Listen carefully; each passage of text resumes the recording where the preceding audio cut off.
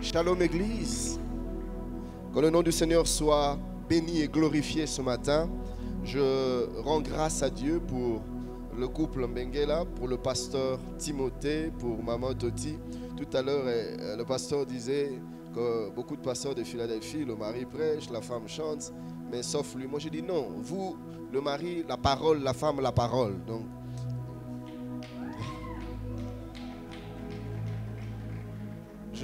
je bénis Dieu pour ce merveilleux couple qui font un excellent travail. Et comme je le disais le premier jour, des gens comme ça sont des dons de l'Éternel, des dons que Dieu nous donne. Il faut savoir les conserver, il faut savoir les honorer, et il faut savoir leur faire du bien, il faut savoir réjouir leur cœur. Suis-je en train de parler à quelqu'un? Et j'aimerais ce matin que quelqu'un puisse m'aider à apprécier le couple Mbengela ce matin. Ah, j'aurais été à ta place, j'allais faire mieux que ça. Il s'agit d'honorer l'ange que Dieu a établi dans cette église. Le berger que Dieu a établi dans cette maison. Il s'agit d'honorer le père de la maison. Est-ce que tu peux m'aider à les apprécier mieux que ça?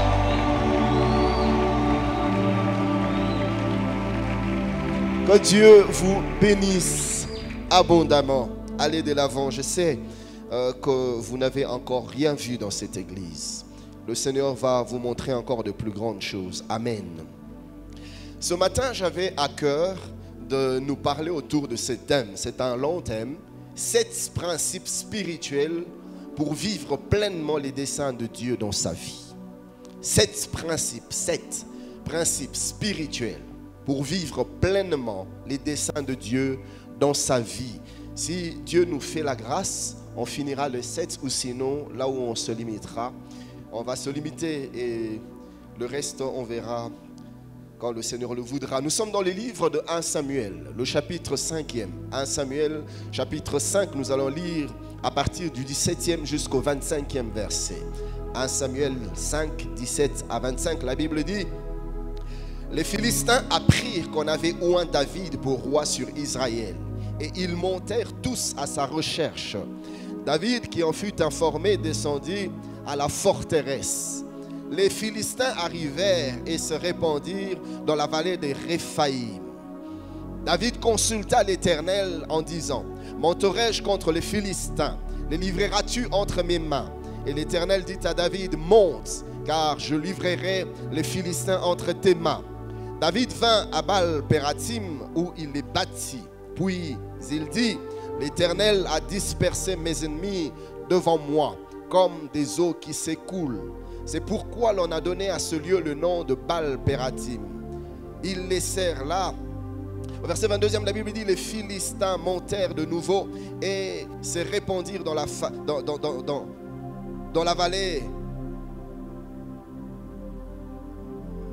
Le verset 23e. Lisons le verset 23e. Dieu consulta l'Éternel et l'Éternel dit: tu ne monteras pas, tourne-les par derrière et tu arriveras sur eux vis-à-vis des mûriers. Quand tu entendras un bruit de pas dans les cimes des mûriers, alors hâte-toi, car c'est l'Éternel qui marche devant toi pour battre l'armée des Philistins. David fit ce que l'Éternel lui avait ordonné et il battit les Philistins depuis Géba jusqu'à Gézer. Amen. 7 principes spirituels pour vivre pleinement les desseins de Dieu dans sa vie. Frère, il y a une chose que nous devons tous savoir, c'est que la vie sur terre n'est qu'une petite portion. Le temps réparti à chacun sur cette terre n'est qu'un temps relativement court, une durée relativement courte. Nous ne restons pas longtemps ici-bas. À peine nous naissons, nous grandissons, et puis voilà, l'heure arrive où nous devons déjà partir. L'heure arrive où nous devons déjà rejoindre celui qui nous a envoyés. Et poussière que nous sommes, nous retournons à la poussière et notre âme, notre esprit est recueilli dans la présence de Dieu. Mais ici-bas, nous ne vivons que pour un court moment. La vie d'un homme est semblable à une fumée, à un vent, un temps. Il souffle et puis à peine il a soufflé, déjà il disparaît. À peine on commence à se plaire de la personne et puis voilà, il est parti. Et la vie est si courte et les jours passent tellement vite. Les temps avancent tellement vite. Et hier, je parlais avec mon frère Papy, qui me disait, semble-t-il, les mathématiciens sont en train présentement de développer une autre théorie, un autre entendement, une autre conception par rapport au temps. Depuis, nous avions toujours cru que les temps étaient évolutifs, c'est-à-dire le temps allait du zéro, du point zéro jusqu'à l'infini. Mais les mathématiciens plutôt se rendent de plus en plus compte que c'est l'inverse. Le temps part de l'infini pour revenir au point zéro. Donc plus nous avançons, je suis un peu d'accord avec eux. Parce que la vie c'est un peu comme un compte à rebours. Plus nous avançons, nous retournons vers le lieu de notre départ. Vous voyez? Et frère, à chaque fois que nous fêtons nos anniversaires, une année de plus, mais c'est plutôt une année de moins sur terre. Vous voyez ça? Pourquoi? Parce que le compte à rebours commence le jour de la naissance. Et doucement, lentement, mais sûrement, nous avançons tous. Nous en allons tous vers le point zéro où nous quittons le monde pour entrer dans l'éternité. Et nous devons être conscients de cela. La vie ici-bas, elle est courte. Et qu'est-ce qui se passe dans cette petite portion de la vie que Dieu nous donne ici-bas? Malheureusement, plusieurs passent à côté de leur destinée. Plusieurs partent de ce monde avec un sentiment d'inachevé. Plusieurs quittent ce monde avec des œuvres inachevées. Des choses qu'ils auraient dû faire, qu'ils n'ont pas eu à faire. Des choses qu'ils auraient pu vivre, qu'ils n'ont pas vécu. Quelqu'un a dit, si vous allez dans les cimetières, c'est l'endroit où il y a plus de regrets. Pourquoi? Que des talents qui n'auront pas été exploités. Que de dons qui n'auront pas été utilisés. Que d'intelligence non exploitée. Que d'atouts, de capacités, de potentiel, mais qui sont restés en état embryonnaire. Et puis, ils sont partis. J'aimerais nous dire que le temps que Dieu nous donne ici-bas doit être maximisé. Nous devons vivre pleinement nos vies. Le jour où tu partiras, que tu partes comme un sachet vide, que tu partes comme un orange pressé à fond, que tu partes sans rien, que tu puisses faire pleinement tout ce que Dieu a prévu que tu fasses, que tu vives pleinement ce que Dieu a prévu que tu vives ici-bas. Suis-je en train de parler à quelqu'un? Ne passe pas à côté de ta destinée. Ne passe pas à côté de ta destinée. La Bible dit dans le livre des Actes, le chapitre 13e, si vous lisez le verset 36e, la Bible dit, or David, après avoir en son temps servi au dessein de Dieu, est mort. Il n'est pas mort avant, il est mort après avoir vécu pour Dieu et pleinement. Après avoir servi au dessein de Dieu, il a vécu pour sa destinée. Dieu a été satisfait de la vie de David. Après avoir pleinement vécu conformément à la pensée de Dieu, conformément au dessein de Dieu, il est parti. Je t'interdis de partir avant d'avoir vécu pleinement les desseins de Dieu pour ta vie. Tu ne mourras pas. Vis et vis bien, vis pleinement pour Dieu. Alléluia. J'aime la version français courant. La Bible dit, David, lui, a servi en son temps le plan de Dieu. Père, donne-moi la grâce de vivre pleinement tes plans ici-bas avant de partir. La Bible dit, puis il est mort. Plusieurs ont reçu des promesses, de grandes promesses de la part de Dieu. Mais ils vivent sans les avoir, sans les voir plutôt s'accomplir. Je me rappelle, il y a quelques années en arrière, j'avais béni un mariage, un jeune couple. Je les ai bénis personnellement.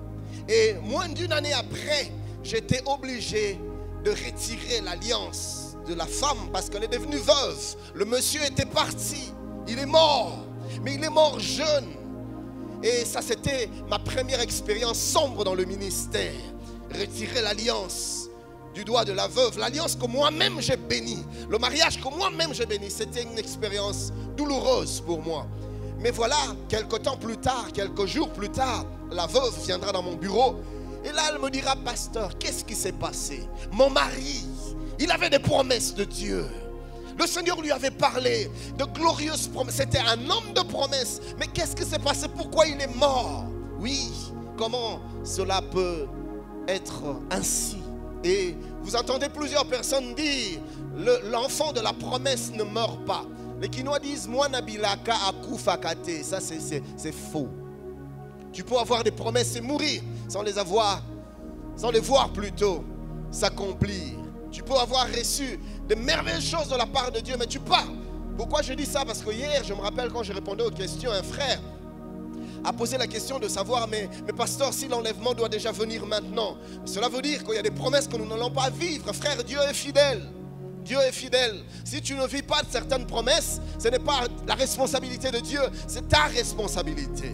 La Bible dit dans Nombre 23, 19, Dieu n'est pas un homme pour mentir, ni fils d'un homme pour se repentir. Ce qu'il a dit ne le fera-t-il pas? Ce qu'il a déclaré ne l'exécutera-t-il pas?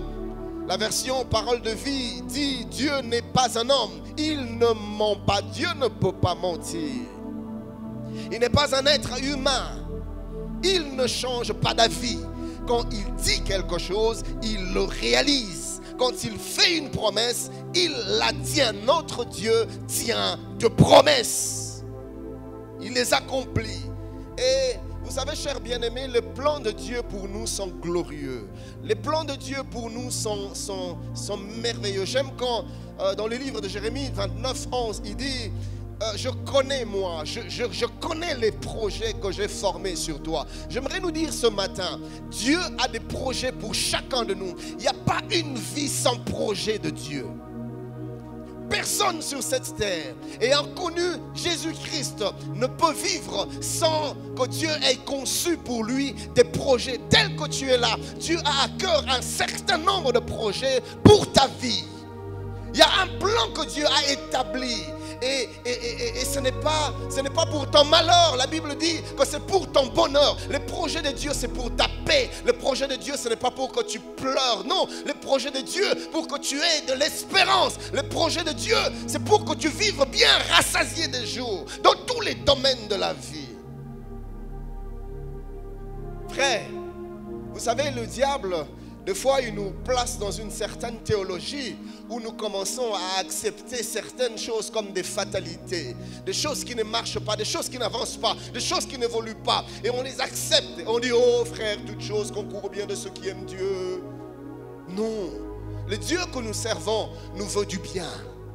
Dieu ne se plaît pas à nous voir constamment dans les pleurs. Il a dit à son peuple, et mon peuple ne sera plus jamais dans la confusion. Il dit, j'enlèverai l'opprobre de ta vie, j'effacerai la honte de ta jeunesse. Notre Dieu fait ça pour nous, en notre faveur. Suis-je en train de parler à quelqu'un?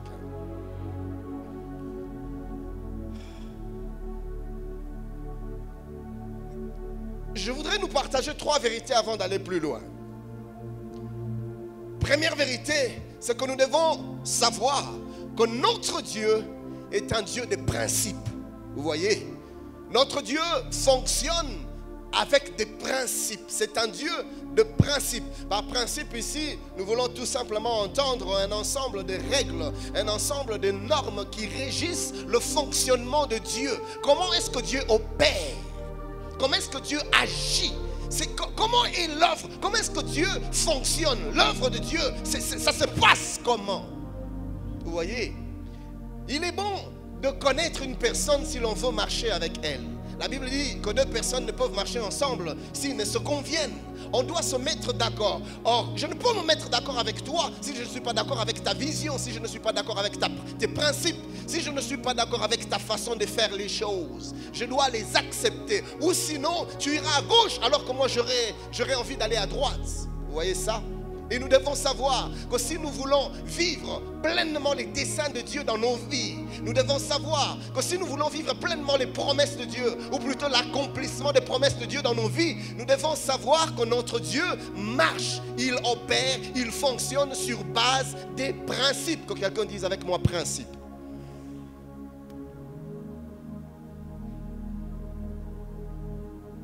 La deuxième vérité que nous devons savoir, c'est que Dieu est celui qui établit les principes. Oui, le principe avec lesquels il opère, c'est lui-même qui les établit. C'est lui qui fixe les règles du jeu. C'est Dieu qui nous dit comment les choses doivent fonctionner, comment les choses doivent marcher.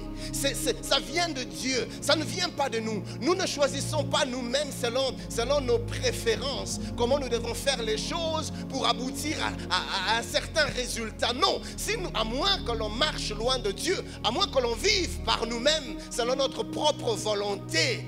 Non, si nous voulons vivre pleinement les desseins de Dieu et vivre l'accomplissement des promesses, nous devons savoir, premièrement, Dieu est un Dieu de principes, mais deuxièmement, c'est lui qui les fixe les principes, c'est lui qui les fixe les règles du jeu, c'est lui qui les fixe les normes. Et Dieu est capable d'établir les principes et de les défaire lui-même. Il établit les lois et il est capable de les changer lui-même. Il est Dieu, frère. Nous devons rester souples avec Dieu. C'est lui qui dit une chose et il a le droit de dire son contraire. Si je suis en train de parler à quelqu'un, un homme comme Abraham, Dieu lui dit, sacrifie ton fils. Va à Morisha, sur l'une des montagnes que je te montrerai. Là, sacrifie ton fils. Abraham arrive sur la montagne. Dieu change d'avis. Dieu lui dit non. Ne sacrifie plus ton fils. Vous voyez, moi j'aurais été à la place d'Abraham, j'allais dire non, ça c'est pas l'esprit de Dieu. J'allais dire que ton oui soit oui, que ton non soit non, ce qui vient après vient du diable. Au nom de Jésus, esprit de contradiction, je te chasse. Isaac Aoufa. Vous voyez ça? Mais Abraham a été suffisamment sensible pour savoir que Dieu, c'est lui qui établit les règles. Aujourd'hui, il peut me dire oui, demain il me dit non. Pour la même chose. Aujourd'hui, il peut me dire A. Pour la même chose, il dit non, ça c'était hier, aujourd'hui c'est B. Frère, n'écoutez, ne confinons jamais Dieu dans une boîte. Notre Dieu n'est pas statique. Nous servons un Dieu dynamique, un Dieu qui bouge. Et quand Dieu bouge, nous devons apprendre à bouger avec Dieu. Restons sensibles, frère. Troisième vérité que nous devons connaître avant d'aller plus loin, c'est que Dieu ne se plie jamais à nos caprices. C'est à nous de nous plier, de nous soumettre aux principes de Dieu. Je répète, Dieu ne se plie pas à nos caprices. C'est à nous de nous soumettre aux principes de Dieu. Alléluia. Malheureusement aujourd'hui, nous voyons de plus en plus une catégorie de chrétiens qui veulent vivre la vie chrétienne un peu comme au restaurant, un restaurant à la carte. Tu commandes ce que tu veux et des fois même tu discutes avec le maître. Tu dis non, moi je veux mon plat, mais pas comme ça, pas avec ça, ça ne mettez pas, mettez un peu plus de ça, changez ça, ça ne fait, non, que ça soit comme ça, pas comme ça. Et on t'amène selon tes préférences. Et nous voulons vivre notre vie chrétienne comme ça. Non Seigneur, moi je ne veux pas ça, moi je veux ça. Non Seigneur, moi je ne veux pas ça, Seigneur, moi je veux ça. Frère, qui es-tu toi? C'est Dieu, le maître du jeu. C'est lui qui établit, c'est lui qui fixe les règles. Et Dieu ne se plie pas à nos caprices. Vous voyez? Non, Seigneur, moi je veux une femme qui soit élancée, qui soit petite de taille, qui soit claire et qui soit sombre. Seigneur, non, laisse-toi conduire par Dieu selon ta pensée. Sa pensée, Dieu sait ce qui est bon pour toi. Alléluia. Dieu connaît des choses que tu ne connais pas, des choses qui t'échappent. Il maîtrise des choses qui vont au-delà de ton intelligence. Il voit ce que toi tu ignores. Il connaît. Quand il te dit une chose, il voit plus loin que toi. Alléluia. Le Seigneur peut te dire non aujourd'hui, mais c'est un non qui cache un bonheur futur. Vous voyez? Mais quand tu veux vivre ta vie chrétienne selon tes caprices, selon tes désirs, tes plaisirs, Seigneur, moi je veux seulement ça. Si pas ça, écoute, hey frère, Okotika. Je suis en train de parler à quelqu'un. Donc, Dieu ne se plie pas à nos caprices, c'est à nous de nous soumettre aux principes de Dieu. J'aime ce que la Bible dit, nous sommes dans le livre de Josué, le chapitre 5e. Du 13e au 14e verset, la Bible dit, comme Josué était près de Jéricho, il leva les yeux et regarda. Voici un homme se tenait debout devant lui, son épée nue dans la main. Il alla vers lui et lui dit, es-tu de nôtres ou de nos ennemis? Vous voyez, Josué rencontre un monsieur à le voir, c'était pas un homme ordinaire. On avait l'impression que c'est un fils de Dieu. Non, mais les genres de personnes qu'on n'aimerait pas avoir contre soi, les genres de personnes qu'il faut mieux avoir dans son camp. Et quand Josué le voit, il dit, certainement dans son cœur, il se dit, cet homme est trop redoutable. Et puis, il lui dit ceci: es-tu de nôtre ou de nos ennemis? J'imagine dans son cœur, il se disait, Seigneur, qu'il soit de nôtre. Es-tu dans notre camp ou dans le camp adverse? Mais écoutez la réponse du chef de l'armée de l'Éternel au verset 14e. Il répondit, non. Si vous lisez la version français courant dit dans sa réponse, il dit, ni l'un ni l'autre, répondit l'homme. Cela veut dire quoi? Je ne suis ni de ton côté, ni de leur côté. La Bible dit, il dit ceci: mais je suis le chef de l'armée de l'Éternel, j'arrive maintenant. Tu vois, la Bible dit, Josué tomba le visage contre terre, se prosterna et lui dit, qu'est-ce que mon Seigneur dit à son serviteur? Et Josué veut identifier la personne. Josué veut classer la personne. De quel côté es-tu? Avec nous ou contre nous? Et le chef de l'armée de l'Éternel lui dit, non, Josué, les choses ne se passent pas comme ça. Moi, je suis le chef de l'armée de l'Éternel et je viens maintenant. Donc vous positionnez-vous. C'est à vous de définir dans quel camp vous voulez être. Pas moi. Moi, je viens. Je suis le chef de l'armée de l'Éternel. Si tu veux être avec moi, passe derrière moi. Ce n'est pas à moi de me placer dans un camp ou dans un autre. Dieu ne se plie pas à nos caprices. C'est à nous de saisir la pensée de Dieu et de nous ranger conformément à la volonté de Dieu. C'est à nous de saisir les principes de Dieu, les règles de Dieu et de nous y soumettre. C'est comme ça que Dieu opère. C'est comme ça que Dieu fonctionne. Suis-je en train de parler à quelqu'un ce matin? Écoutez ça, frère.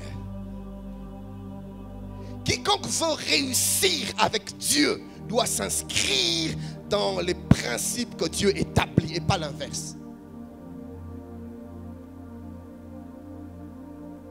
J'aimerais nous parler de 7 principes pour vivre pleinement les desseins de Dieu dans sa vie. Autrement dit, 7 principes pour vivre la volonté de Dieu. Or, la volonté de Dieu, c'est que nous puissions vivre dans la paix, dans la joie. La volonté de Dieu, c'est que nous puissions réussir dans tous les domaines de notre vie. Alors écoutez le premier principe. La volonté de Dieu, c'est que ses promesses s'accomplissent dans nos vies. Écoutez le premier principe. Le premier principe, c'est le principe de la grâce. Dis avec moi, grâce. Oui, le principe de la grâce. Frère, nous devons savoir que dans la vie, aller de l'avant, dans la vie percer, dans la vie réussir plutôt, ne dépend pas d'abord de nous. Ça ne dépend pas premièrement de nos capacités. J'aimerais dire à quelqu'un, ce que tu es, ce n'est pas à cause de tes diplômes, ce n'est pas à cause de ton intelligence, ce n'est pas à cause de ton savoir-faire, ce n'est pas à cause de tes atouts ni tes aptitudes. Non, c'est d'abord une affaire de grâce. C'est quand Dieu choisit de répandre sa faveur sur toi que les portes fermées s'ouvrent. Des fois sans effort. Et on se retrouve des fois en train de posséder des choses que de plus intelligents que nous n'ont jamais possédées. Des fois on se retrouve dans une certaine position que des personnes plus équipées que nous n'ont jamais salué même de loin. Et pourtant, sur le plan des qualifications, on est loin d'être éligible. Mais qu'est-ce qu'on fait là? La grâce, la faveur de Dieu nous a placés. Alléluia. Tu te retrouves à un endroit où tu te demandes toi-même, mais Seigneur, qu'est-ce que je fais ici? Comment suis-je arrivé ici? La grâce m'a transporté, frère. Ce n'est pas tes atouts, ce n'est pas toi, c'est d'abord Dieu, c'est d'abord la grâce de Dieu.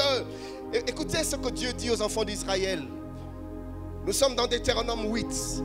Si vous lisez du 12e au 18e verset, Dieu est en train de dire à son peuple, par rapport à la terre promise, il leur dit, lorsque tu mangeras et te rassasieras, lorsque tu bâtiras et habiteras des belles maisons, lorsque tu verras multiplier ton gros et ton menu bétail, s'augmenter ton argent et ton or, et s'accroître tout ce qui est à toi, prends en garde que ton corps ne s'enfle et que tu n'oublies l'Éternel, ton Dieu, qui t'a fait sortir du pays d'Égypte, de la maison de la servitude. Verset 15e. Qui t'a fait manger dans le désert la manne inconnue à tes pères. Verset 17e. Garde-toi de dire en ton cœur: ma force et la puissance de ma main m'ont acquis ces richesses. Dieu dit: garde-toi de le dire. J'irai même plus loin. Garde-toi même de les penser. Garde-toi de le dire, que c'est ma force qui m'ont acquis ces richesses, que c'est mes capacités, c'est mes diplômes. Oh, vous savez, moi j'ai des atouts, moi j'ai mon intelligence, mais moi j'ai une intelligence légendaire. Frère, ce n'est pas ça. Dieu dit: c'est moi qui te donnera la force d'acquérir toutes ces choses. Là où tu y es par la grâce de Dieu.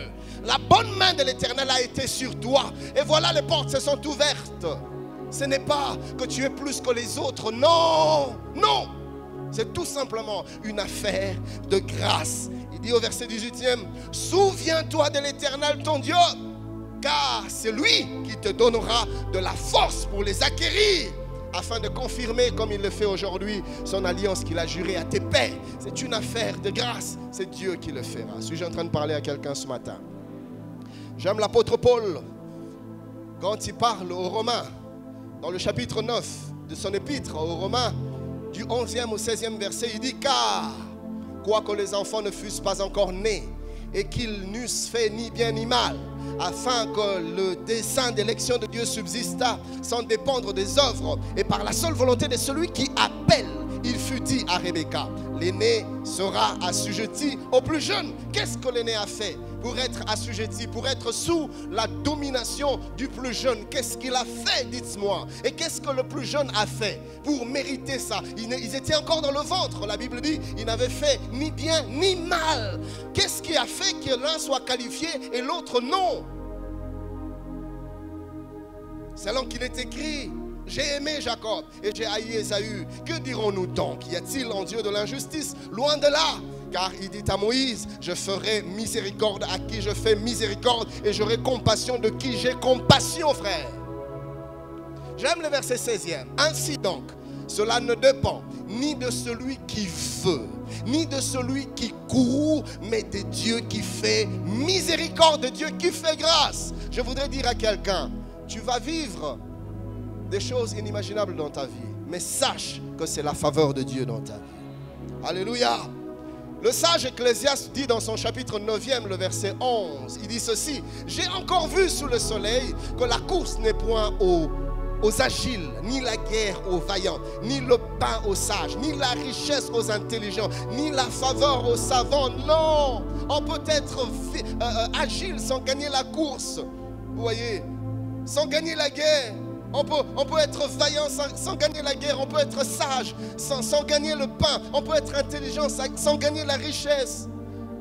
Il dit: tout dépend de temps et des circonstances. Or, notre Dieu, c'est lui le maître des temps et des circonstances. C'est lui qui organise les choses favorablement à notre égard, par la vertu de son amour et de sa grâce. J'aimerais que tu regardes deux personnes, que tu leur dises: c'est une affaire de grâce, frère. Sois humble.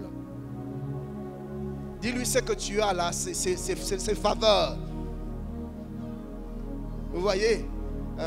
Écoutez, mes amis, vous savez, nous n'avons pas besoin des fois de nous combattre les uns les autres, parce qu'il nous arrive, quand tu vois Dieu bénir tellement ton frère, qu'il y a une certaine jalousie qui commence à naître dans ton cœur. Écoutez, ce n'est pas lui. Même même lui-même, quand Dieu était en train de prendre la décision de le bénir, il n'était pas là. J'aime un frère qui dit: il est victime de la bénédiction de Dieu. Il est victime tout simplement. Tu n'as pas besoin de lui faire la guerre, ce n'est pas lui, c'est Dieu. Je suis en train de parler à quelqu'un. Donc, premièrement, Dieu, je voudrais nous dire tout simplement, par ce premier principe, que Dieu n'accomplit pas ses promesses dans nos vies, d'abord à cause de nous. C'est parce qu'il le veut. C'est son amour tout simplement. C'est sa grâce d'abord. Alors restons humbles. Alléluia. Restons simples. J'ai vu des gens, à peine Dieu commence à ouvrir des portes et les épaules commencent à monter. À peine, il était ici, il était humble, pasteur Timothée. Voilà pourquoi, cher bien-aimé, des fois, la bénédiction révèle la vraie nature des gens. Si tu veux connaître une personne, attends quand la visitation viendra. La visitation nous révèle le cœur des gens. Il y a des gens que nous voyons humbles. Ils ne sont pas humbles, frère. C'est tout simplement parce que la visitation n'est pas encore venue. Dès que Dieu va le visiter, il lui donne seulement même une petite voiture là.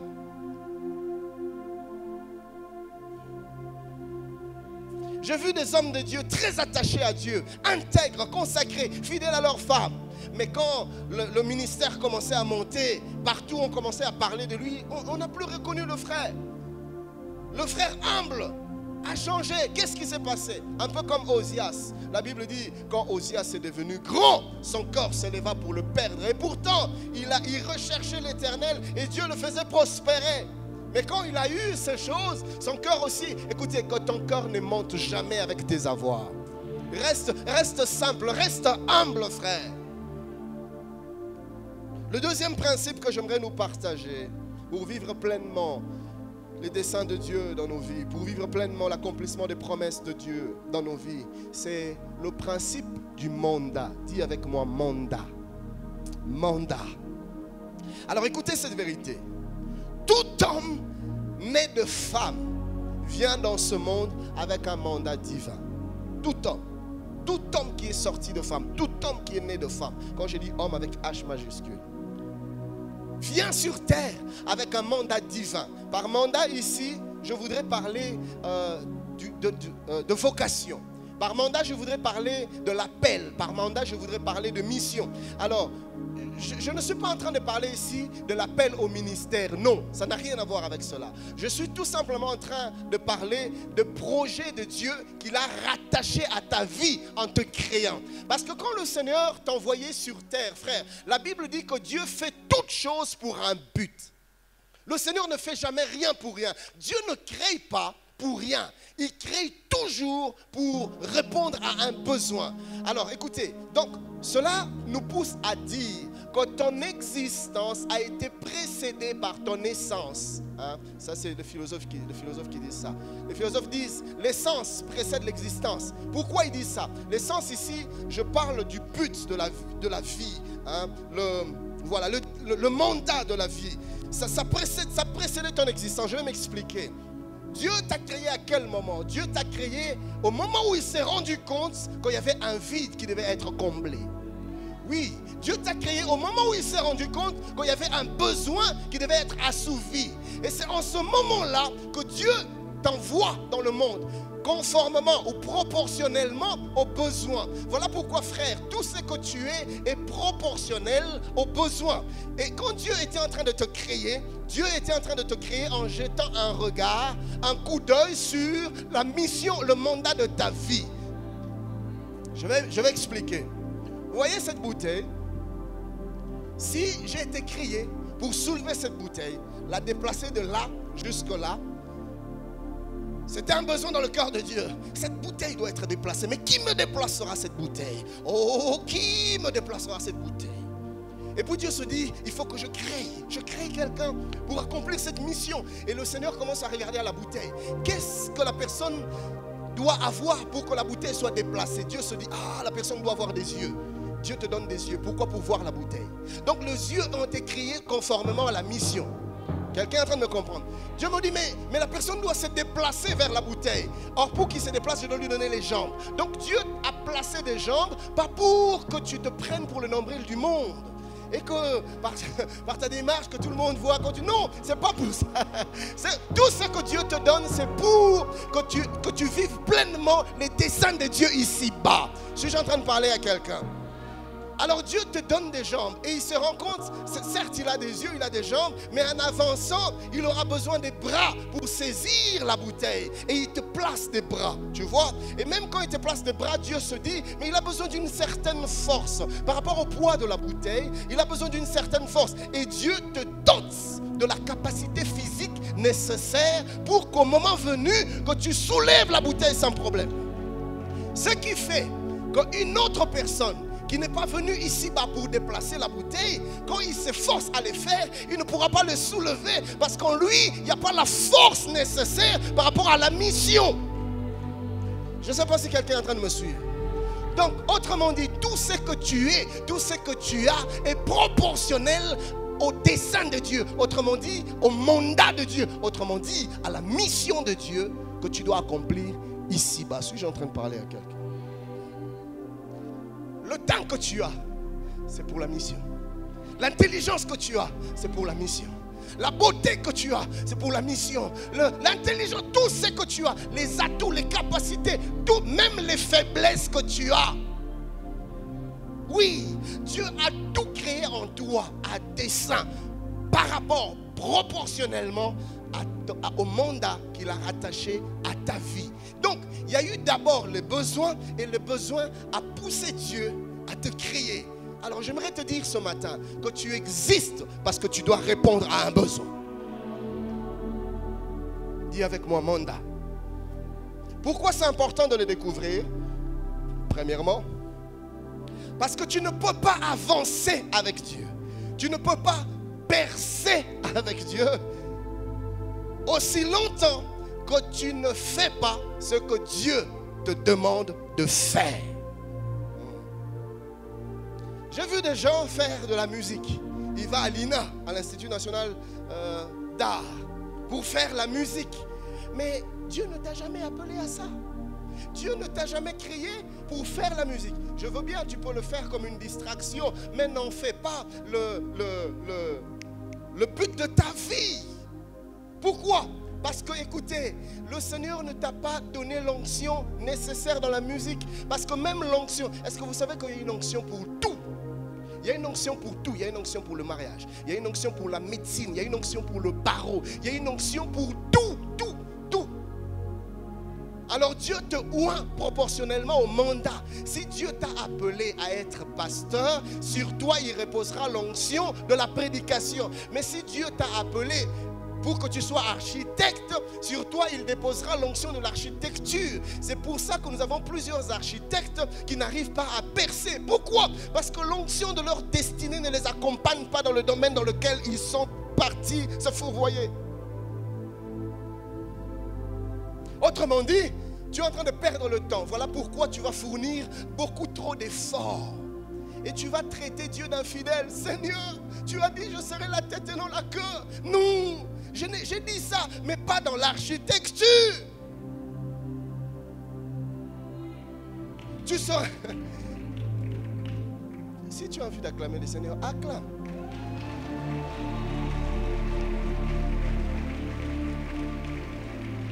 Alors qu'est-ce qui se passe? Nous nous retrouvons dans des choses pour lesquelles Dieu ne nous reconnaît pas. Et là nous faisons, et même dans le domaine des relations, même dans les mariages, il y en a qui sont entrés dans des mariages dans lesquels Dieu n'est pas. Ils font trop d'efforts, mais les résultats sont maigres. Tu travailles dans un domaine, parce que l'autre a percé dans les business, et tu te lances aussi dans les business, mais lui il en a reçu l'onction. Tu es en train de perdre de l'argent. Ce n'est pas les sorciers, ce n'est pas les démons. Tu vas chasser, tu vas lier, tu vas ligoter. Pas de résultats. Tu vas même mitrailler, hein, Maman Totsi. Oui, j'ai vu un frère, on m'a parlé d'un frère, lors d'une prière d'autorité, il a dit, les démons, attendez, je vais prendre ma mitraillette. Il prend la mitraillette. Il dit, maintenant, soyez prêts, je vais tirer. Et à un moment donné, il dit, maintenant, je vais prendre ma grenade. Je prends ma grenade. Je la prête, je lance. Yemora Bombani. Bouh! Mon ami, tu vas faire tout ça, tu ne verras pas de résultats. Voilà pourquoi, frère, il y a des jeunes qui sont sans impact. Tu jeûnes 3 jours, rien ne se passe. Tu augmentes 7 jours, rien ne se passe. Tu augmentes 21 jours, rien ne se passe. Tu augmentes 40 jours, rien ne se passe. Le problème, ce n'est pas dans les jeûnes. Le problème, c'est une question de mandat. C'est une affaire de mandat. Suis-je en train de parler à quelqu'un? Dieu n'exauce pas une prière dans laquelle il ne se reconnaît pas. Vous voyez? Dieu, avant qu'il réponde à une prière, la prière doit être conforme à sa volonté. Or, sa volonté, c'est le mandat qu'il a rattaché à ta vie. Donc, aussi longtemps que tu pries en dehors des attentes de Dieu dans ta vie, frère, tu prieras beaucoup, mais pas de résultats. Et tu traiteras Dieu d'infidèle. On m'a dit que Dieu exauçait les prières. Et pourtant, depuis le temps que je prie, frère, es-tu dans la pensée de Dieu pour toi? Dis avec moi, mandat. Et vous savez, chers bien-aimés, en parlant du mandat ici, des fois le piège, c'est de croire qu'un homme ne peut avoir qu'un mandat dans sa vie. Donc si tu es appelé à ça, c'est fini, tu ne peux pas faire autre chose. Non, c'est faux. Il y a des gens qui peuvent avoir beaucoup de mandats, plusieurs mandats. Dieu t'appelle à ça, mais il t'appelle aussi à ça. J'ai vu des gens, Dieu l'a appelé au ministère, mais il appelle aussi au séculier, il appelle aussi dans le business, dans les affaires. Il y a des gens qui sont comme ça. Il y a des gens, Dieu l'a doté de capacités extraordinaires dans les arts. Lui, quand il prend la guitare, un peu comme Lionel, quand il prend la guitare, il joue. Quand il prend le clavier, il joue. Il est doté de plusieurs aptitudes comme ça. Mais tu le vois aussi dans les mathématiques, très fort en mathématiques. Tu le vois aussi dans les managements, très fort en management. Tu le vois aussi dans la coupe et couture, très fort en coupe et couture, tu vois. Il y a des gens qui ont beaucoup de talents comme ça. Il faut savoir les fructifier, il faut savoir les développer. Le piège, c'est de se dire, Seigneur, moi je suis appelé à ça, je ne ferai que ça. C'est un piège. Parce que tous les autres domaines vont chômer et le dernier jour, le Seigneur te demandera de compte. Oui, nous avons parlé des récompenses, des couronnes. Dieu nous récompensera par rapport à la fidélité dans les talents, les dons, les aptitudes, les mandats qu'il nous a donnés. Je t'ai donné ça, qu'est-ce que tu en as fait? J'ai placé en toi ça, qu'est-ce que tu en as fait? Suis-je en train de parler à quelqu'un? Le mandat. Alors écoutez, une deuxième chose que nous devons connaître. Dieu n'enverra sa provision que là où il t'envoie, jamais ailleurs. Jamais. Dieu n'enverra sa provision que dans le mandat qu'il t'a accordé, jamais ailleurs. Écoutez Josué 1, du 1er au 5e verset, c'est que la Bible déclare. Nous sommes dans Josué, le chapitre 1er, du 1er au 5e verset. La Bible dit, après la mort de Josué, serviteur de l'Éternel, l'Éternel dit à Josué, fils de Nun, serviteur de Moïse, Moïse, mon serviteur, est mort. Maintenant, lève-toi, passe ce Jourdain, merci, toi et tout ce peuple, pour entrer dans le pays que je donne aux enfants d'Israël. Vous voyez, ça c'est le mandat. Dieu lui dit, le mandat conduit le peuple dans la terre promise. Mais écoutez le verset 3e, les conséquences du mandat, la provision du mandat. Tout lieu que foulera la plante de votre pied, je vous le donne, comme je l'ai dit à Moïse. Vous voyez, vous aurez pour territoire depuis le désert et ainsi de suite. Et au verset 5e, il lui dit, nul ne tiendra devant toi tant que tu vivras. Je serai avec toi comme j'étais avec Moïse. Je ne te délaisserai point, je ne t'abandonnerai point. Mais les promesses que Dieu est en train de faire à Josué et à son peuple, ce n'est pas pour n'importe où. Ce n'est pas pour n'importe quel mandat. Il dit, Josué, pendant que tu seras en train de conduire le peuple selon ma volonté pour toi, je serai avec toi, je ne t'abandonnerai pas. Nul ne tiendra devant toi tant que tu vivras. Tu vois? Les enfants d'Israël auraient pu fouler le sol de l'Égypte. Dieu n'allait jamais le leur donner. Et pourtant il dit, toute terre que foulera les plants de tes pieds. Et ils allaient être en Égypte tout en continuant à vivre en captivité, en esclavage. Et ils allaient traiter Dieu d'infidèle. Plusieurs sont comme ça. Dieu t'a dit ce que tu dois faire. Ou Dieu attend que tu fasses une certaine chose. Tu ne le fais pas. Et pourtant tu as des promesses. Mais ces promesses, c'est par rapport à ce que tu as demandé, à ce qu'il t'a demandé de faire. Et aussi longtemps que tu ne le fais pas, tu vas réciter des promesses, mais ça sera un ensemble de slogans. Je serai la tête et non la queue. Toute arme forgée contre moi sera sans effet. Mais les démons t'attaquent et puis ça t'atteint. Les sorciers, la nuit, qu'est-ce qui se passe? Et pourtant tu es un enfant de Dieu. Mais comment ils sont entrés par où? Les sorciers sont entrés par où? Qu'est-ce qui s'est passé? La protection de Dieu sera avec toi dans la mesure où tu seras là où Dieu te dit d'être. Suis-je en train de parler à quelqu'un? Je reviendrai sur ça un peu plus bas, si Dieu nous fait la grâce d'avoir un peu plus de temps. La troisième chose que nous devons connaître par rapport à ce deuxième principe, c'est qu'aussi longtemps que tu seras en dehors du mandat divin, tu auras du mal à percer. Tu auras du mal à aller de l'avant. Tu auras du mal à connaître les succès. Pourquoi? Parce que l'onction de Dieu n'est pas avec toi. Et c'est quoi notre responsabilité en ce jour? C'est quoi notre devoir? Chacun est tenu de découvrir le ou les mandats de Dieu pour sa vie. Qu'est-ce que Dieu veut de moi? Qu'est-ce que Dieu veut de mon ministère? Et cela peut aller même dans les plus petits détails, même par rapport à l'éducation des enfants. Oui, Même par rapport à la manière d'éduquer, à la manière d'élever les enfants. Même par rapport aux écoles qu'il faut choisir pour les enfants. Ça doit être proportionnel au mandat. Seigneur, oriente-moi. Quel genre de discipline dois-je appliquer sur mes enfants? Seigneur, dans quel genre d'école dois-je les envoyer? Vous voyez, Seigneur, quel genre de business veux-tu que je fasse? Est-ce que d'abord tu veux que je fasse les business? Seigneur, tu me veux dans quoi, Père? Quelle est ta volonté pour ma vie? Quelles sont tes attentes pour moi? Père, aide-moi à comprendre. Il y a des gens qui vivent sans jamais comprendre les attentes de Dieu pour eux. Et ça, c'est dramatique. Le danger, c'est que tu te retrouves emporté, ballotté à tout vent. Les gens commencent à aller en Chine. Hey, tu viens de Chine. Mikolo Chine susté, Dubaï, hey, ok Dubaï. Dubaï, Nigeria, ah ok Nigeria. Mozambique, Mikolo Sofuta, ah ok. Donc tu es ballotté parce que tu ne sais pas ce que Dieu veut de toi. Mais ces jours-ci, j'ai comme l'impression que c'est le ministère, pasteur. Je sens que je l'appelle au ministère. Tu te retrouves dans tout et dans n'importe quoi. Tout ce qu'on vient te proposer, tu prends. Tout ça là-bas. Tout ça. Pourquoi? Parce que tu ne sais pas, tu ne connais pas ce que Dieu attend de toi, frère.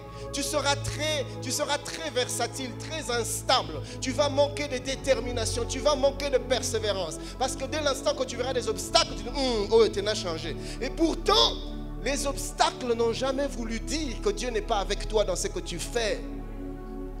Il donne Canaan aux enfants d'Israël, mais il leur dit, à Canaan, vous serez obligés de vous battre. Parce qu'il faudra chasser les Essiens, les Phérésiens, les Girgasiens, les Jébusiens, les Amoréens, les Cananéens. Tous ces peuples-là, ils occupent le territoire. Mais Seigneur, pourquoi tu ne me donnes pas quelque chose de simple? Oui, des fois c'est à toi, mais il faudra que tu te battes. Et donc les obstacles dans la vie vont venir. Tu peux être dans ton mandat. Ce n'est pas pour autant que tu ne verras pas des obstacles. Ah, pasteur, non! Si c'est ce que Dieu t'a dit, persévère. La victoire est certaine. Suis-je en train de parler à quelqu'un ce matin? Dis avec moi, mandat. Le troisième principe, c'est le principe du temps, du lieu et de la méthode. Dis avec moi, temps, lieu, méthode. Oui, c'est le principe du temps, du lieu et de la méthode. Écoutez cette vérité. Bien que notre Dieu soit capable de tout, notre Dieu n'agit pas partout. Bien que notre Dieu soit capable de tout, notre Dieu n'agit pas n'importe quand. Bien que notre Dieu soit capable de tout, notre Dieu n'agit pas n'importe comment. Il y a ces trois choses qui vont ensemble. Le temps de Dieu, le lieu de Dieu et la méthode de Dieu. Rapidement, je vais commencer par le temps. Quand je parle de temps, ici, je vois la saison. La saison de la réalisation des promesses. La saison de l'accomplissement des promesses. La saison de la visitation. Christ pleure sur Jérusalem, parce que Jérusalem ne connaît pas le temps de la visitation. Plusieurs passent à côté parce qu'ils ne savent pas saisir la saison de la visitation. Écoutez, chers bien-aimés, vous savez que j'aime quand la Bible dit la nature elle-même, la nature ne vous enseigne-t-elle pas? Même la nature nous enseigne. Tu peux avoir des grains de semences, mais tu ne pourras pas les semer à n'importe quelle saison. Non. Il y a des semences qui répondent à une saison particulière, à un climat particulier. Tu le sèmes en dehors de la saison, la semence meurt sans germer. Mais tu la sèmes dans sa saison, la semence meurt et revient à la vie, germe. Et c'est une belle plante qui sort et qui porte de fruits. Pourquoi? Parce que l'on a respecté tout simplement le principe de la saison, frère. Prends les grains de pommes. Viens avec à Kinshasa, frère. Tu pourras arroser comme tu veux, mettre des engrais chimiques, tout ce que tu veux, ça ne produira pas. Pourquoi? Parce que l'environnement, les conditions de la saison ne sont pas réunies. Mais prends les mêmes grains. Tu vas traiter les grains de tout ce que tu veux. Le problème, ce n'est pas les grains. Le problème, c'est la saison. Prends les mêmes grains, va les planter plutôt dans un climat favorable. Ça pousse et pourtant c'est les mêmes grains. Qu'est-ce qui se passe? Le principe de la saison, frère. Il y a des choses que Dieu ne fera pas maintenant. Il fera plus tard. Que tu montes, que tu descendes, il ne le fera pas maintenant, frère. J'ai mon petit garçon qui a qui va avoir 2 ans, il peut pleurer parce qu'il veut jouer avec un couteau, je ne le lui permettrai jamais. Pourquoi? Parce que je sais que ce n'est pas encore la saison. Si je le lui laisse, ça le tue. Dieu connaît des choses dont nous avons besoin pour cette saison-ci. Écoutez, des fois nous mangeons des fruits qui ne sont pas mûrs. Et ça nous crée des maladies, des problèmes. Et nous revenons encore à Dieu, Seigneur, guéris-moi. Mais tu as mangé une chose en dehors de sa saison. Dans quelle saison es-tu? Voilà pourquoi, frère, c'était tellement capital que si vous lisez la Bible, vous allez vous rendre compte que parmi les enfants d'Israël, il y avait une tribu que l'on appelait les fils d'Issachar. Les fils d'Issachar ils avaient l'intelligence des saisons. Et pour savoir ce que Israël devait faire. On ne fait pas tout n'importe quand. Même Israël, quand il est dans les déserts, Dieu ne dit pas à Israël de construire un temple. Non, Dieu dit construisez un tabernacle, une tente, la tente d'assignation. Pourquoi? Parce que la saison dans laquelle vous êtes, vous ne pouvez pas vous établir dans les déserts. Si vous construisez un temple en béton, vous serez obligé de vous établir. Or, ce n'est pas la saison de l'établissement, vous êtes dans la saison de la traversée. Ici, faites une tente. Même si c'est pour moi, faites une tente. Et quand il se retrouve dans la terre promise, à Jérusalem, là, il dit à Salomon, maintenant, c'est le temps de construire le temple parce que c'est votre lieu d'établissement. C'est la saison de l'établissement, vous voyez? Le même Dieu, il te dit une chose aujourd'hui, demain son contraire. C'est où le problème? C'est le principe de la saison. Si je suis en train de parler à quelqu'un, il y a des choses que tu dois faire maintenant, pas plus tard. Si tu le fais plus tard, tu passeras à côté. Ou plutôt, tu ne vas pas jouir au maximum. Voilà pourquoi, frère, il y a des moments où tu sens quelque chose bouillonner en toi. Fais-le. N'attends pas. Tu sens que tu n'as plus de repos. Tu as comme l'impression que ton cœur va sortir. Fais, c'est la saison. Mais il y a aussi des choses, tu sens comme un pincement. À chaque fois que tu veux essayer, tu veux... Frère, laisse. Si tu le fais maintenant, tu n'en mangeras pas les fruits comme Dieu le veut dans sa volonté pour toi. Vous savez, cher bien-aimé, des fois dans la vie, il y a des virages comme ça qu'il faut savoir prendre au bon moment. Un virage, si tu le prends trop tôt, c'est la catastrophe. Si tu le prends trop tard aussi, c'est la catastrophe. Il faut prendre le virage au moment qu'il faut. Je me rappelle moi-même, avant que je me lance à full-time dans le ministère, j'étais dans le séculier. Je travaillais dans un bon organisme. J'ai gagné un petit bon salaire. Un petit bon. Mais ce qui se passait, frère, à un moment donné, je commençais à sentir un malaise, mais je me sentais plus bien.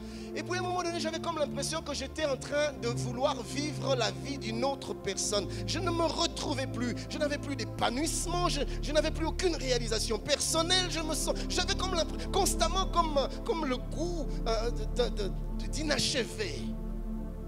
Et là, je compris que c'était le moment pour moi d'arrêter de partir. J'ai fait mes clics et mes claques. J'ai écrit la lettre de ma démission. Je suis allé en parler à ma femme. Ma femme, à l'époque, elle n'était pas encore prête pour le ministère. Elle me dit non. Et puis je me suis dit, bon, écoute, maintenant tu fais le choix entre ta femme et Dieu. Toi décide. Qu'est-ce que j'ai fait? J'ai dit, bon, j'ai fait comme Abraham. Je ne dis pas à ma femme.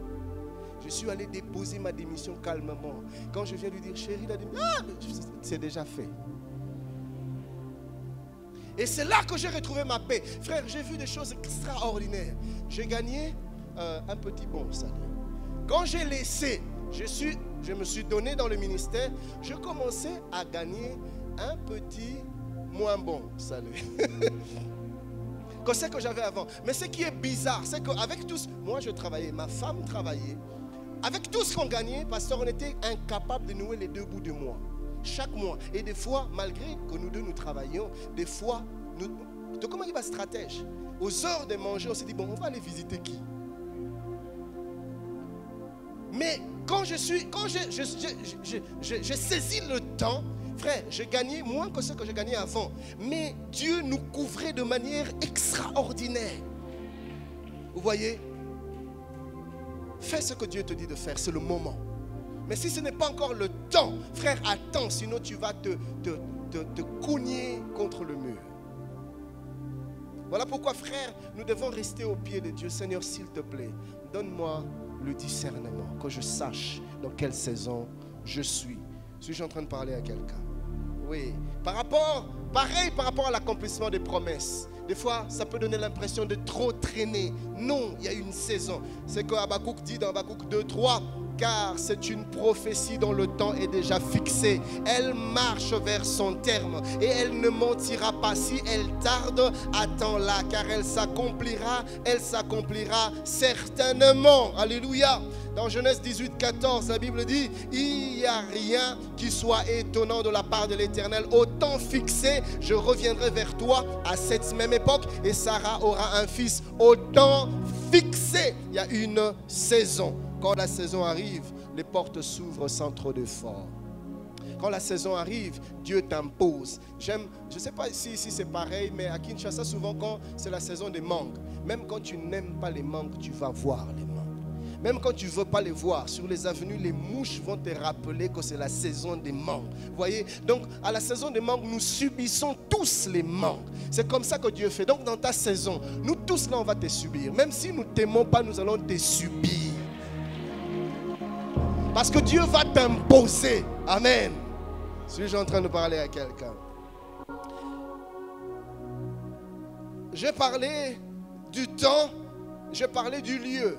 Oui, j'ai toujours cru qu'il y a un lieu spécifique pour chacun de nous. Vous savez, chers bien-aimés, il y a plusieurs personnes qui sont en train de transpirer ici à Lubumbashi, tout simplement parce que Dieu n'est plus avec vous ici.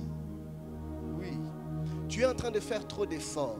Tu ne comprends pas, on t'a chassé de ce travail. Et depuis le temps, tu cries, j'ai l'honneur, tu écris, j'ai l'honneur. Et on n'arrête pas de te dire, nous avons le regret, j'ai l'honneur, nous avons le regret. Le problème, c'est que Dieu t'attend ailleurs. Peut-être que tu dois aller t'établir en Zambie. Peut-être que tu dois aller t'établir à Kasumbalesa. Peut-être que tu dois rentrer à Kin. Peut-être, je ne sais pas, mais si tu n'es pas dans ton lieu, Dieu ne sera pas avec toi. Vous voyez, chers bien-aimés, les apôtres se retrouvent dans la barque. À un moment donné, la tempête souffle, le vent souffle, la barque est sur le point de chavirer. Et c'est là qu'ils se disent, non, non, non, Jésus est avec nous. Et ils réveillent Jésus. Quand Jésus se réveille, il calme, il fait taire la tempête. La grâce qu'ils avaient eue, c'était qu'ils sont entrés dans une barque dans laquelle Christ était. Alors imaginez maintenant qu'ils se soient retrouvés dans une autre barque où Christ n'était pas. Qui allait calmer la tempête? C'est exactement ce qui se passe. Donc avant d'aller quelque part, rassure-toi que Dieu y est. Est-ce que Dieu m'y attend? Si Dieu est là et qu'il est là pour moi, parce que Dieu peut être là mais il n'est pas là pour moi, il est là pour quelqu'un d'autre. Pour lui, à Lubumbashi, les choses avancent, Dieu bénit. Mais pour moi, tout est corsé. Pourquoi? Parce que ce n'est pas ma barque. Et Dieu n'y est pas. Suis-je en train de parler à quelqu'un? La troisième chose dans ce principe, c'est la méthode. Vous savez, chers bien-aimés, dans ce texte que nous venions de lire au début, de 2 Samuel 5, 22, vous allez voir une chose, les Philistins montent pour attaquer David. David ne se précipite pas pour aller combattre.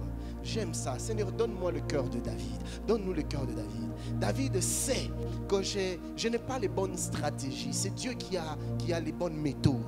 Il consulte l'Éternel. Seigneur, est-ce que je dois monter contre ce peuple? Est-ce que je dois combattre? Est-ce que c'est ma bataille? Et Dieu lui dit, David, vas-y, monte contre eux, je te donnerai la victoire. Et David monte, il se bat, et Dieu lui donne effectivement la victoire. Mais lisez un peu plus bas, la Bible déclare que les mêmes Philistins, ce n'est pas un autre peuple. Les mêmes Philistins remontent encore lui faire la guerre. Et David, la Bible dit que David consulta l'Éternel.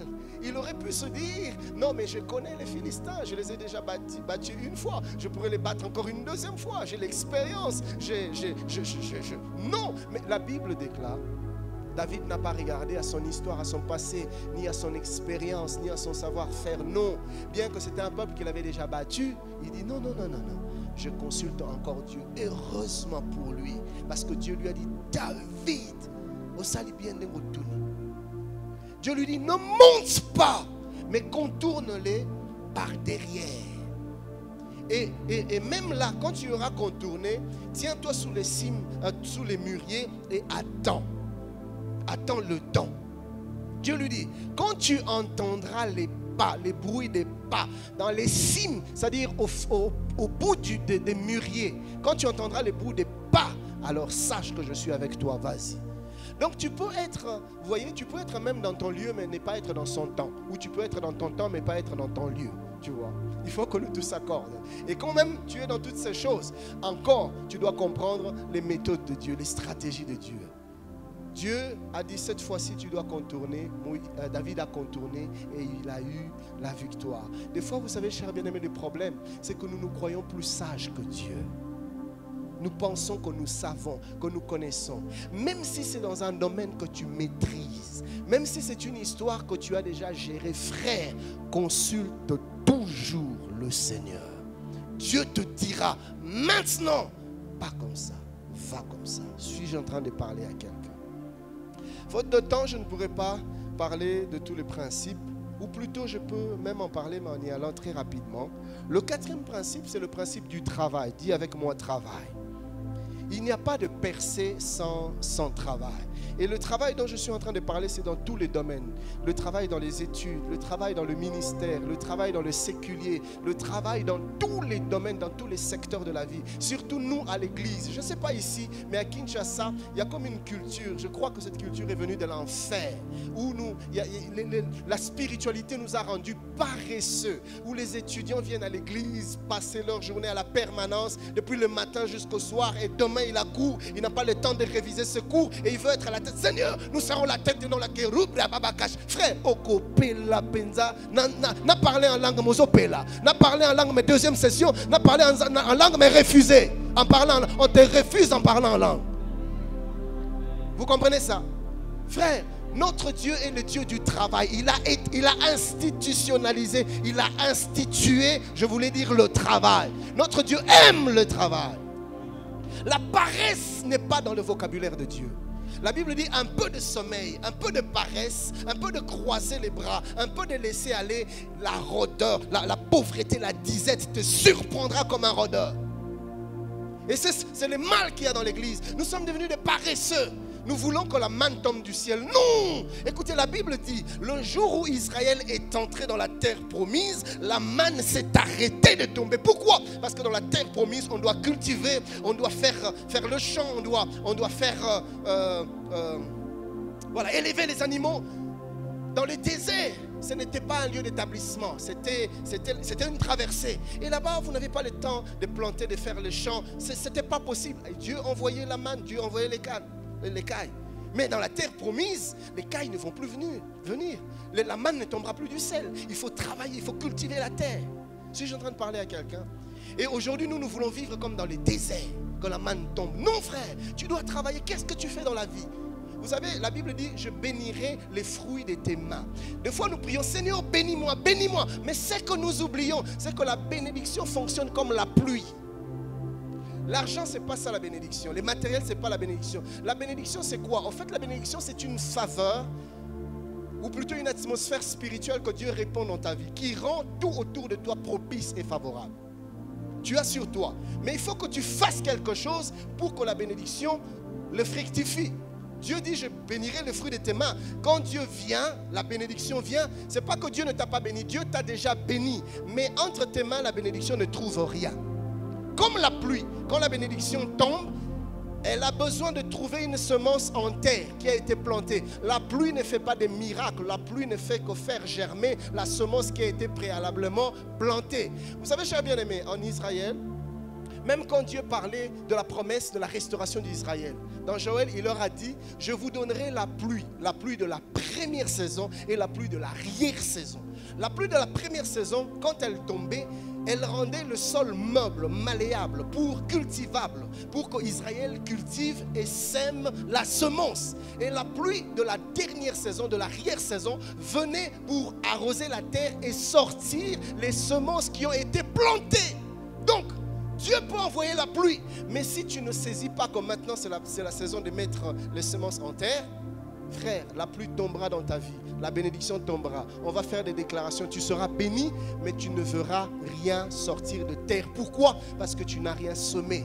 Que fais-tu pour que Dieu le fructifie? Montre-moi tes mains. Qu'y a-t-il dans tes mains? Quelle est l'activité que tu fais? Yofani Nandaku, du 1er au 30, tu jeûnes, tu pries 365 jours chaque année.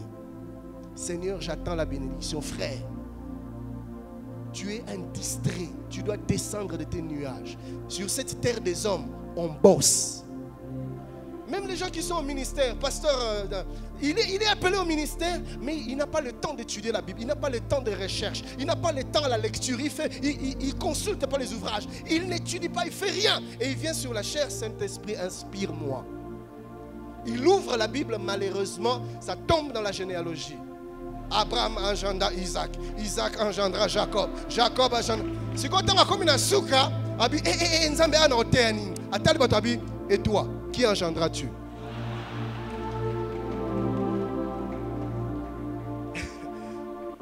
J'étais en train de tout simplement dire que nous voulons voir les promesses de Dieu s'accomplir, la faveur de Dieu se manifester, nous devons faire quelque chose. Parce qu'il n'y a pas de travail, oui. Peut-être que Dieu veut que tu crées toi-même ton propre travail, ta propre entreprise. Écoutez, ne minimise rien du tout. Moi, j'ai toujours dit aux bien-aimés, même les papiers mouchoirs, frère, va vendre les papiers mouchoirs. Dieu va les bénir. Quand le serviteur d'Élie a vu le petit nuage, il dit, je vois qu'un petit nuage. Mais l'homme de Dieu savait que c'est dans ce petit nuage plutôt, que se cachait une grande pluie. Ne méprise rien. La Bible dit, ne méprisez pas les faibles commencements. Il y a tellement de choses à faire. Ici à Lubumbashi, j'ai vu tellement de poussières. Quelle opportunité. Il y a des petits dans des coins de rue qui ne font rien. Tu les rassembles. Au salé, il y a une boîte, il y a un cirage. Il y a un cirage petit. Par jour, il y a 2000 francs. Donc ça là, ceux qui cirage, ceux qui cartonnent, cirage. Par jour, il y a 2000 francs. Frère, imagine aux Anabango 25. Chaque jour, petit, le 2000 francs. Oh.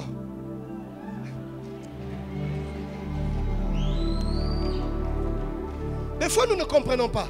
Seigneur, bénis-moi, Seigneur, bénis-moi, Seigneur, bénis-moi. Le Seigneur te donne des idées. Seigneur, bénis-moi, le Seigneur te donne des idées. Mais tu prends ces idées, tu dors avec et tu les oublies. Les idées que Dieu te donne, c'est ça ta bénédiction. Mets-les en œuvre et tu verras la faveur de Dieu dans ta vie. Suis-je en train de parler à quelqu'un? Rapidement, le cinquième principe, c'est le principe des relations. Les principes des relations, les principes des alliances. Vous savez, cher bien-aimé, Dieu, s'il veut te bénir, s'il veut te visiter, Dieu passera par des hommes. Amen. Mais le problème avec nous, c'est que souvent, nous ne savons pas soigner les relations avec les hommes. La personne que Dieu est censé utiliser pour te visiter, mais c'est un blocage. Écoutez, lisez avec moi Marc 5, Marc 2 plutôt, du 1er au 5e verset. La Bible dit quelques jours après, Jésus revint à Capernaum. On apprit qu'il était à la maison et il s'assembla un si grand nombre de personnes que l'espace devant la porte ne pouvait plus les contenir. Il leur annonçait la parole. Des gens vinrent à lui amenant un paralytique porté par 4 hommes. Comme ils ne pouvaient l'aborder à cause de la foule, ils découvrirent le toit de la maison où il était et ils descendirent par cette ouverture le lit sur lequel le paralytique était couché. Jésus, voyant leur foi, il dit au paralytique, mon enfant, tes péchés sont pardonnés. Vous voyez ce qui se passe ici? Nous avons un homme malade qui ne sait pas se déplacer. Mais l'avantage qu'il avait de bonnes relations. Il avait des amis. Écoutez, je vais donner une illustration. Frère, donne-moi un peu ta chaise. Tiens-toi seulement là pour 2 minutes.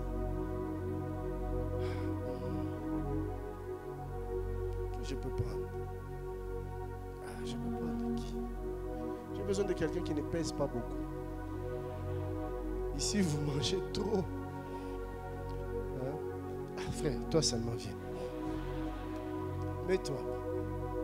J'ai besoin de 4 gaillards. Frère, viens. Frère, viens. Frère, viens. Frère, viens. Frère, tu n'es pas le paralytique. Tu ne seras jamais paralytique. C'est un exemple. C'est une illustration. Sinon, pasteur sans effet, par exemple. Donc, en fait, le paralytique était là, incapable de bouger, incapable de faire quoi que ce soit. Jésus était en train de guérir plusieurs, mais lui, il ne pouvait pas arriver là où Christ était. Pourquoi? Parce qu'il était paralytique. Mais l'atout ou la bénédiction que Dieu lui avait donnée, c'était les relations. Il avait des gens qui l'aimaient, des gens qui l'aimaient, des gens qui avaient un cœur pour lui. Il savait entretenir des relations avec son environnement. Et la Bible nous dit, 3 personnes, certainement ses amis, 4 plutôt, sont venus. Laisse-toi frère, papa. Laisse-toi faire. Voilà. Les frères ont peur. La Bible dit ils l'ont tenu. Et qu'est-ce qu'ils ont fait? À 3, vous les transportez. 1, 2, 3, ils l'ont soulevé. Frère, ils l'ont amené jusque là où Jésus était. Vous voyez ce que les relations sont capables de faire dans nos vies. Le paralytique qui ne pouvait plus utiliser ses jambes, à cause de la puissance du principe des alliances, Dieu lui donne 4 jambes. Il ne savait pas utiliser ses bras. Dieu lui donne 4 bras. Il ne savait pas utiliser ses yeux. Dieu lui donne des yeux en plus. Vous voyez ça? Des yeux en plus. Plutôt, oui. Il y en a combien? 8. 8 jambes, 8 bras. Et combien d'yeux? 8 yeux. 8 yeux. 8 yeux. Et ça, c'est ce que les relations font, frère. Toujours la puissance des principes des relations. Là où ils ne pouvaient pas aller, les relations l'ont amené. Frère, les relations vont te propulser. Là où ils ne pouvaient pas entrer, les relations l'ont fait entrer. Les relations vont te faire pénétrer, vont te faire accéder là où tes capacités ne pourront pas le faire. Il a rencontré Christ. Les relations vont t'amener au pied de ta bénédiction. Suis-je en train de parler à quelqu'un? Frère, tu veux percer dans la vie, apprends à soigner des relations.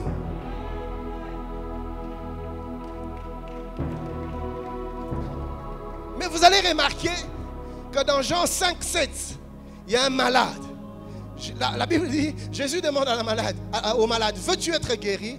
Jean 5, 7, le malade répondit, Seigneur, je n'ai personne pour me jeter dans la piscine quand l'eau est agitée. Il dit, je n'ai personne. Là, vous savez combien de nombre d'années il avait fait dans cette piscine? 38 ans. Donc pendant toutes ces années, il n'avait personne. Donc il n'avait ni frère, il n'avait ni oncle, ni cousin, ni ami, ni voisin, ni même collègue de classe. Non frère, c'est que vous avez un problème avec la relation. Comment est-ce que tu n'as personne? Frère, apprends à soigner les relations. Dieu passera par des relations pour te propulser dans la vie. Le 6e principe, c'est le principe de la sainteté. Si vous lisez Josué 7, 5 à 12, la Bible nous dit une chose.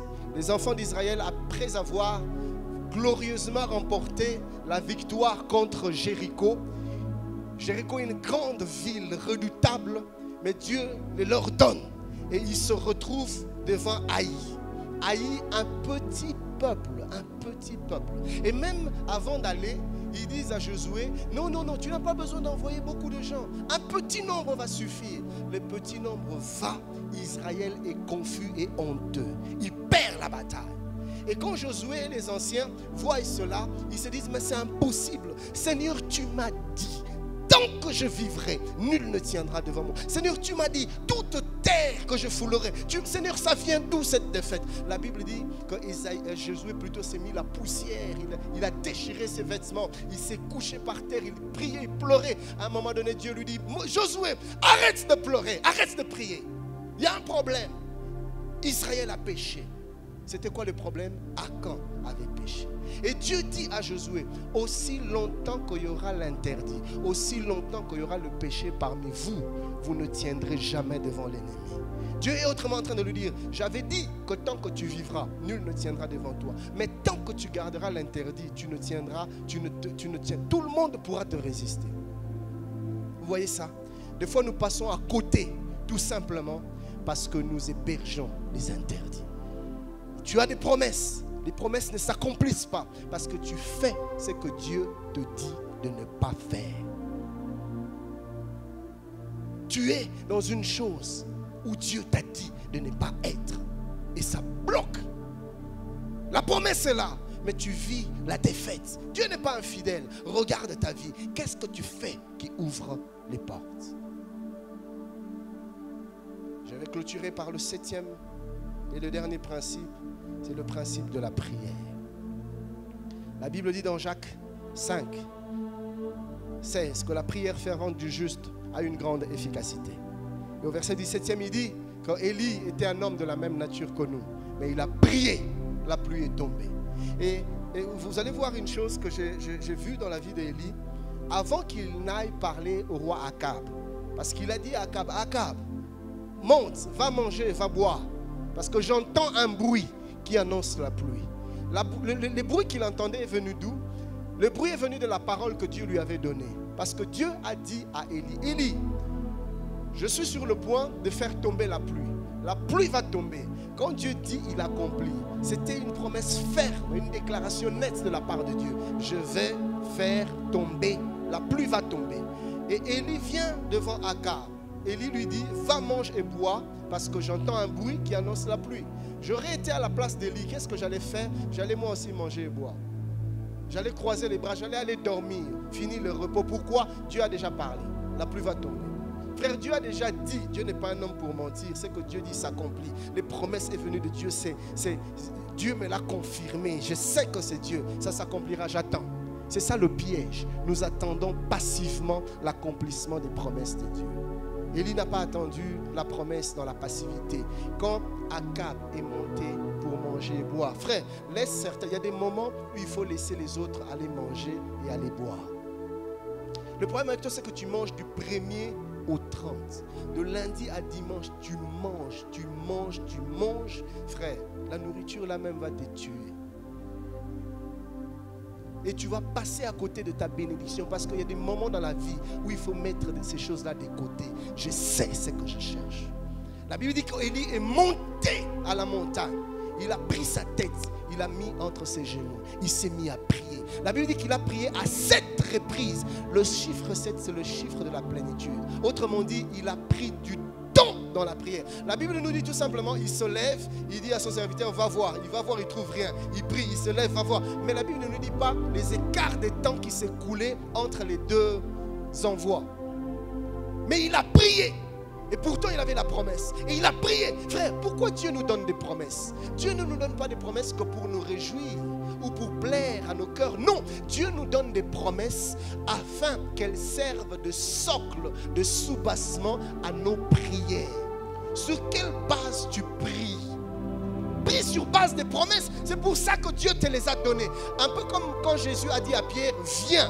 Pierre est sorti de la barque, il s'est mis à marcher sur l'eau. En fait, il ne marchait pas sur l'eau, il marchait sur la parole qui est sortie de la bouche de Dieu. C'est ce que Dieu veut, que les promesses deviennent tes socles, tes bases pour la prière. Et il priait, Père, tu as dit, accompli. Père, tu as fait la promesse. Seigneur, réalise. Jésus, souviens-toi, tu n'es pas un homme pour mentir. Papa, tu m'as dit, Père, accompli. Seigneur, j'attendrai. Père, si je dois passer la nuit, Seigneur, j'attendrai. Père, que tes promesses s'accomplissent. Il a prié jusqu'à ce que le petit nuage a fait son apparition.